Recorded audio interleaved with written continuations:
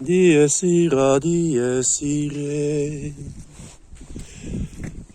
Bonjour à vous, bon vendredi de février.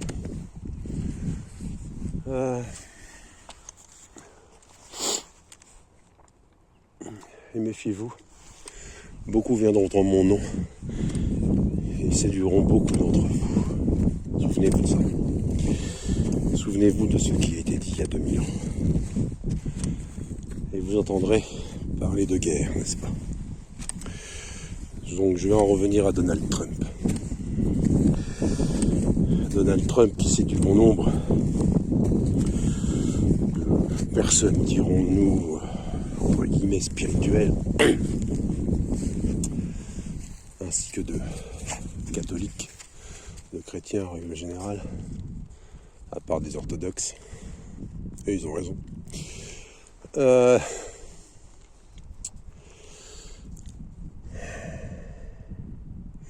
Par rapport à la bande de Gaza, je reviens sur cette affaire. Où il veut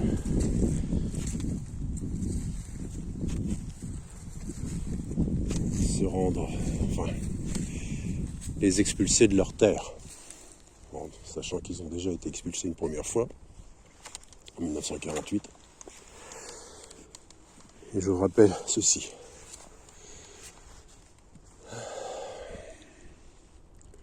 Le propriétaire est celui qui entretient et qui cultive la terre.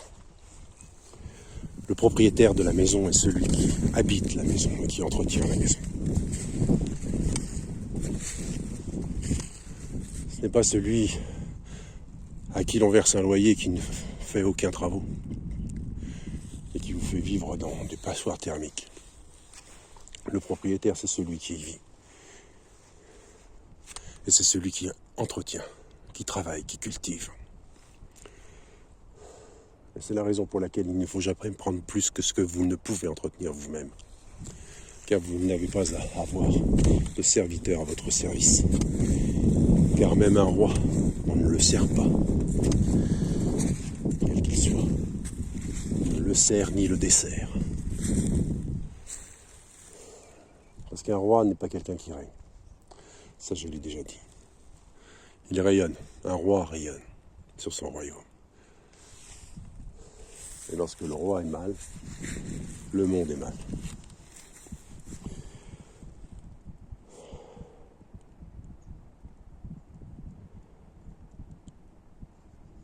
Il y a une question qui m'avait été posée ce matin par rapport à la confession. Un Cathy. Je te l'enverrai parce que je crois que tu viens pas sur YouTube. Je sais plus. Alors la confession, je rappelle une autre phrase d'il y a 2000 ans. Comment pouvez-vous voir la paille qui est dans l'œil de votre voisin et pas la poutre qui est dans votre œil? Comment pouvez-vous juger les autres alors que vous-même, vous êtes dans le péché? La confession, c'est pas quelque chose que l'on dit à quelqu'un d'autre qui va te donner une punition. Un paternoster, je ne sais quoi encore à réciter pendant des heures et des heures, peut faire perdre ton temps parce que dans la vie, il faut avancer. L'univers avance, je l'ai déjà dit. Il est en perpétuelle expansion. Et que l'homme est fait pour avancer. Il ne faut pas aller en arrière. Et encore moins se faire juger par d'autres. À la rigueur, parce que personne n'a le droit de juger. Même pas Dieu. Dieu ne juge pas. Il n'est pas un juge. Je l'ai déjà dit, il n'est pas un seigneur qui égorge. Il n'est pas un maître qui frappe. Il est un enseignant. À la rigueur, donc, tu peux poser la question et obtenir une réponse. Ensuite, c'est à toi de voir. Et la seule façon de te confesser, si tu as péché, aussi bien, à condition que le péché existe, le pécheur existe, c'est du poisson. Mais le péché, c'est un arbre fruitier, c'est un très bon fruit. Alors le péché en lui-même, le bien et le mal, qu'est-ce qui est bien, qu'est-ce qui est mal? Ça, c'est une bonne question. Peut-être que le mal, c'est justement de tourner le dos à Dieu. Et de se retourner vers les hommes, et non pas vers Dieu. Donc si tu veux une confession, Adresse-toi à Dieu. Et pas aux hommes.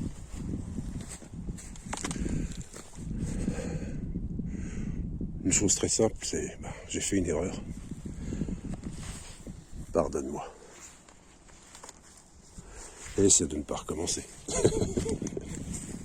C'est pas facile. Je te garantis, c'est pas facile de ne pas recommencer. Mais oui, je suis aussi un pécheur comme beaucoup. Je suis pas un homme saint, faut pas croire. Je pêche. J'aime bien pêcher la tanche. J'adore les tanches et les carpes. Je préfère la dorade, mais la mer est loin. La dorade royale. Bref. Si tu as péché, si tu veux être pardonné, adresse-toi à Dieu. Mais supplie pas, parle-lui comme tu parleras à ton père. À ton père, à ta mère, à ton confident, à qui tu veux en fait, à ton ami.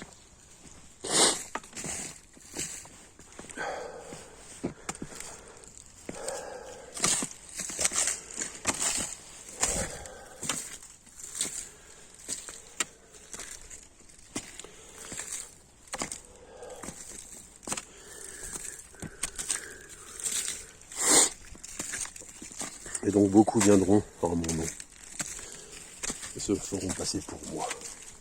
Quand je dis ça, je parle pas de moi, je cite. Je ne fais que citer les paroles d'il y a 2000 ans. Parce que c'est important. Et je vous rappelle une chose, c'est que Dieu n'a jamais envoyé de guerriers vers les hommes. Il a toujours envoyé des bergers.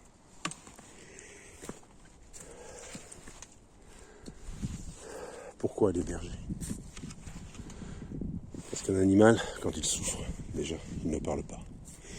Il souffre en silence. Et la meilleure façon de savoir si un animal va bien, c'est de l'observer.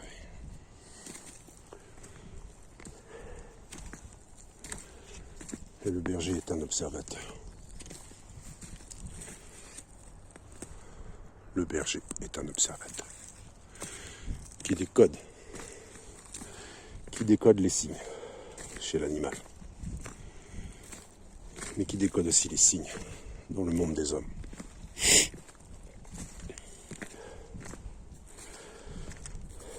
Maintenant, revenons-en à Donald Trump. Beaucoup viendront dans mon nom. Donald Trump se dit-il pas chrétien? Ne s'est-il pas fait appeler Q à un moment donné? Oh, 20%, je me l'ai rechargé mon téléphone. On va faire court.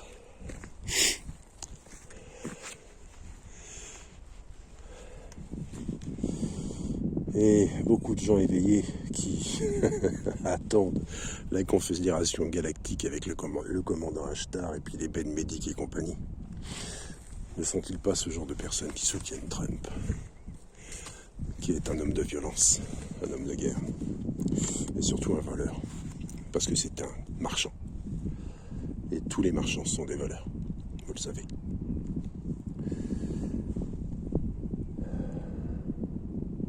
Quand je dis marchand, je parle de l'intermédiaire, je ne parle pas du producteur.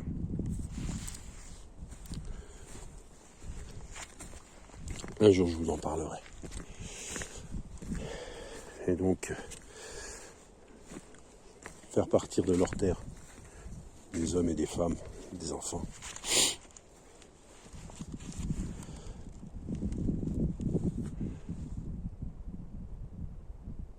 C'est du vol. Alors c'est ça qui est assez intéressant, c'est que faites fi de cette histoire de guerre, pensez au côté humain. Imaginez qu'un jour Donald Trump vienne chez vous et qu'il vous fasse sortir de votre maison. Même si votre maison est un tas de ruines. Alors que vous avez ambitionné de reconstruire votre maison. Comment réagiriez-vous? Bonne question, n'est-ce pas? Alors posez-vous cette question. Et sur ce, je vais vous laisser. Réseau, faute de batterie. Et je reviendrai. Bon vendredi à vous. Force et courage.